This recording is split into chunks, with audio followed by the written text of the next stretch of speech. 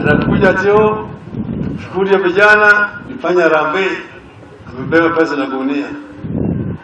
Pande lingine kukuja kina mama, amebeba pesa.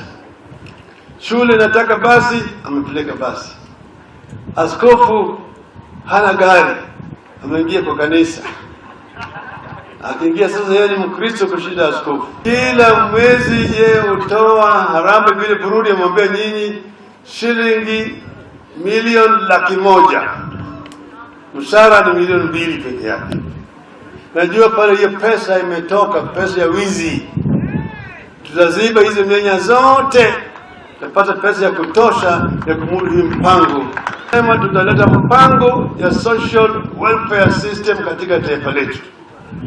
Na jamii ambayo hakuna mapato yoyote watapata kila mwezi kwa serikali shilingi 6,000. Tutaki twende Misri tena, tukue hard labor huko.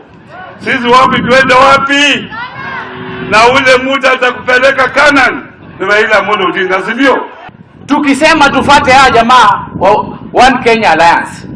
One Kenya Alliance walikuwa na rally moja Kakamega in October. November tukaenda Naivasha rally moja. December tukaenda Thika kwa uwanja kuona watoto wa shule.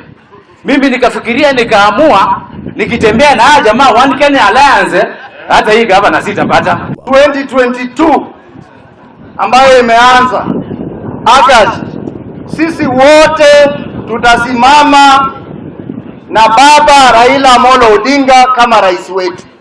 Azimio la umoja. Sisi tumetembea na Raila Amolo Odinga na hiyo safari imeshashika na farasi ni mbili, enda huko pande hii ama huko pande hii.